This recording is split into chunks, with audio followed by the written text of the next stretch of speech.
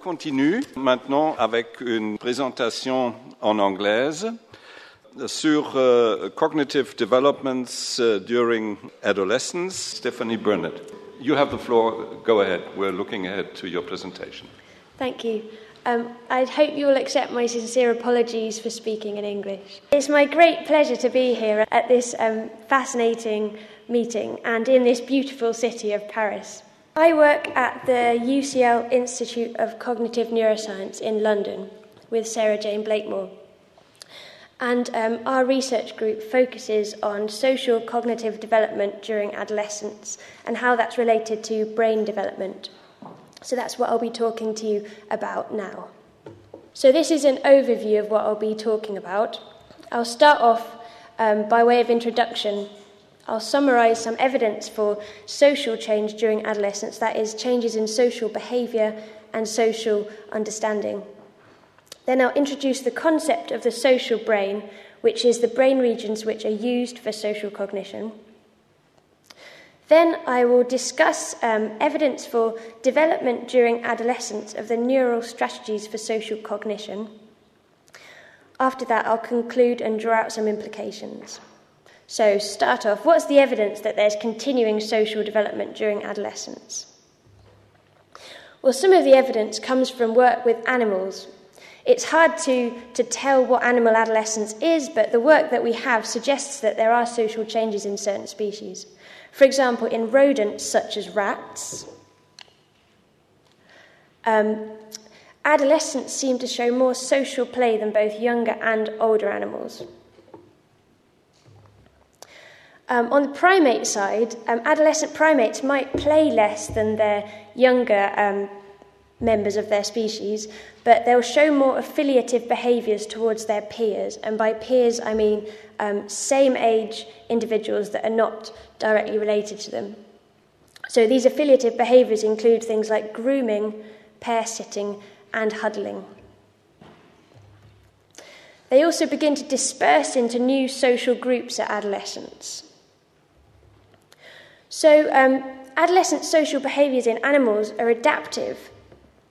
They bring new reproductive opportunities and allow the animal to explore new territory and perhaps gain new resources. It's also been suggested that a lot of adolescent behaviours are actually responses to decreases in adult tolerance, as their parents may start to drive them away from the family territory a bit. So that's animals. So what about humans? Well, decades of social psychology research have suggested that social behaviour is different at adolescence. For example, human adolescents report that they are the most happy and stimulated when talking with their peers. This is in contrast to earlier in childhood when they might feel more happy at home with their family. Also, relationships with peers become more emotionally supportive at adolescence, and they become more complex and multi-layered. For example, an adolescent individual will have intense one-to-one relationships. They'll also be a member of a small clique of, say, about 7 individuals. And then they'll also have membership of a larger crowd which may share the same interests in music, perhaps, or the same way of dressing. Here's an example of adolescent crowd. Relationships start to define identity to a greater extent than they did previously. So that's social psychology evidence. Now, social cognitive evidence. There is some evidence that the ability to read emotions from faces is still developing during the adolescent years. And in addition, emotional perspective taking still seems to be developing. I expect in the next 10 years, this slide will begin to fill up a bit more, but we don't have much evidence now on adolescent social cognitive development, but soon perhaps we will have more. So that's some evidence that there's social change happening during adolescence. So now what about the social brain? How the brain implements social cognition. By social brain, I mean the key brain regions that are important for social cognition, where social cognition involves the abilities required to understand and interact with other people. So now I'll go through a few key brain regions that are important for social cognition. I'll start with the medial prefrontal cortex. This brain region is thought to be involved in mentalizing, which is the implicit ability to infer mental states such as beliefs, feelings, and desires. It's a bit like what you need to do the false belief task, like Maxie and the chocolate that you've heard about this morning. So this is where it is here. This is the front of the brain. The eyes would be here. This is the back of the brain. So the medial prefrontal cortex is at the front of the head, front of the brain, in between the two cerebral hemispheres. So this brain region is very important for representing people's mental states. I'll give you an example. As I'm talking to you here, you begin to represent my mental state, what I understand and I'm trying to tell you. And at the same time, I'm trying to represent your representation of my mental state. So the medial prefrontal cortex is going to be very important for this sort of thing. Second social brain region I'm going to talk about is the posterior STS at the temporoparietal junction. You can see it here. It's about here. This brain region is involved in social prediction and perspective taking. For example, what can somebody see based on where they are? What does somebody want based on where they're looking? So you can see immediately that this person wants the cake. Probably this brain region is important for that. Thirdly, the amygdala, which was referred to in Professor Berthoz's talk, I think. The subcortical limbic structure is involved in attaching reward values to social and non-social stimuli. What do I mean by this? Well, it will attach, say the sight of your mother smiling, it will attach a positive value to that. It will say, you should approach this. The sight of your mother frowning, or perhaps some other unpleasant sight, it will attach a value of negative, you should avoid this too. So this is what the amygdala does in social cognition. Lastly, the temporal poles at the anterior end of the temporal lobe are thought to be involved in representing semantic social knowledge, perhaps in the form of scripts about what usually happens in different social situations. For example, what you might expect to happen when you go to a restaurant or when you visit your grandmother, for example. So this is really representing abstract knowledge of complex social events. So that's brain regions involved in mentalizing social brain regions. So why have I told you this? Why do we care? Well, you might recognize this picture, actually. It was in the talk by Olivier, I can't remember his name. Yeah, Ude. This picture actually shows the brain regions that are still developing between childhood and adulthood. And you can see in blue the regions that are still developing during adolescence. So immediately, you can see that the medial prefrontal cortex is still developing and the STS is still developing. So these are brain regions where the flesh of the brain is still maturing during adolescence. As I've said, during adolescence, parts of the social brain undergo neuroanatomical development. So the question that we're asking in my lab, in Sarah Blakemore's lab, is do adolescents use their social brains differently from adults? This brings me on to the main body of my talk, in which I'll talk about this question and in particular discuss one experiment. So to answer this question of whether adolescents use their social brains differently from adults, we designed an fMRI paradigm to look at the living social brain in adolescents and adults. The picture on the right shows somebody about to go into an MRI scanner. This is a sort of brain scanner that's safe for children. It's just basically a big electromagnet, and soon she will put her head inside the magnet there, and we'll be able to see her brain in action while alive. This sort of technology was not around 15 years ago.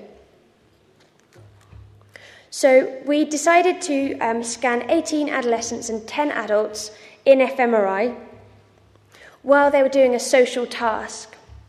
we decided to look at social emotions.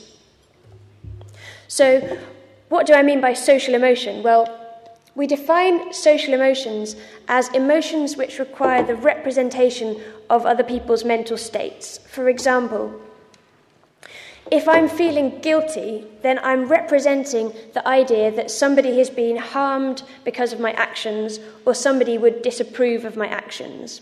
So I'm representing someone else's mental states. If I feel embarrassed, it's because I think somebody else would think that I'm looking ridiculous. So these are social emotions. In contrast, the non-social or basic emotions, such as the basic disgust which you feel when you suddenly smell something really horrible, these only require an awareness of your own internal state. They don't require mentalizing. This is how we define them. It's been previously shown that social emotion activates parts of the social brain network. So this is what we got our volunteers to do while they were lying down in the scanner. You can imagine you would be just lying down and reading these sentences. We asked them to silently read sentences such as, "You laughed when your friend told you she was feeling upset," and imagine that it was taking place. So imagine that was happening to them. I'll just give you a moment to read the rest of the sentences.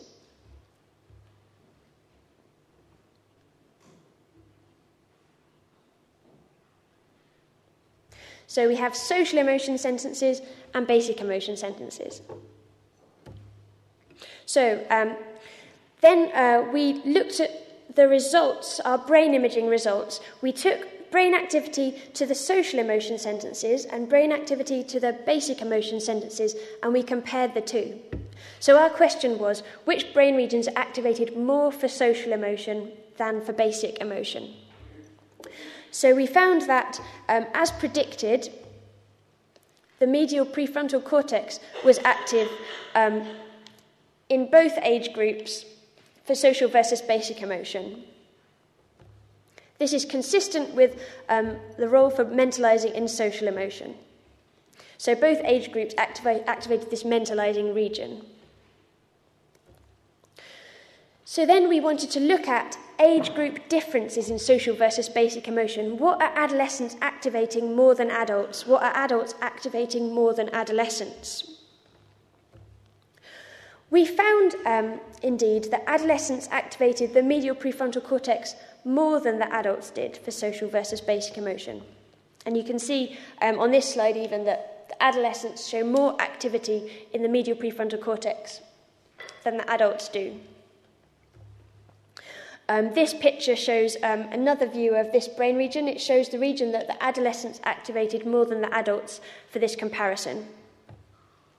And this shows a graph of activity to social versus basic emotion in the medial prefrontal cortex, decreasing with age between age 10 and age 32. So adolescents are activating the mentalizing region more. In contrast, we found that the adults activated the left temporal pole more than adolescents did for social versus basic emotion. Here you can see the temporal pole down here, a region I described to you in my introduction. And here you can see it again. So this is a brain region that adults have activated more than the adolescents. This graph shows activity within the left temporal pole to social versus basic emotion, increasing with increasing age. So what we concluded from this fMRI study of social emotion was that the neural strategy for thinking about social emotion situations develops between adolescence and adulthood. Specifically, adolescents activate the medial prefrontal cortex more, which you can see again here, brain region involved in mentalizing, whereas adults activate the temporal pole more, which is thought to represent social semantic knowledge. So it could be the case that these brain imaging results reflect different cognitive strategies between the two age groups, but more research is needed to test that hypothesis. Recent studies looking at adolescent social cognition have found a similar pattern to this study I've just described. This slide is taken from a paper in Nature Reviews Neuroscience, which is a meta-analysis of these adolescent studies of social cognition. And in this paper, it's described how all of these studies have found that a similar decrease in activity within this region between childhood and adolescence or adolescence and adulthood, which is very interesting. These studies have used different tasks from different unemotional tasks based on understanding how your intentions would cause your behaviour, and tasks where people have to understand subtle linguistic meanings. So, for example, where people have to decide whether a speaker is being sarcastic, ironic or not. So these are tasks which tap very different aspects of social cognition and mentalising, but they've all found this very similar result of decreased medial prefrontal cortex activity with age. So now I'll proceed on to the conclusions and implications of these. Recent fMRI studies have shown that the neural strategies for social cognition are still developing during adolescence. This morning you've heard about the various developments that there are during early childhood and middle childhood. These studies suggest that there may still be developments occurring later than childhood, in fact during adolescence. However, at the same time, there are many other changes taking place. Neuroanatomical development is taking place.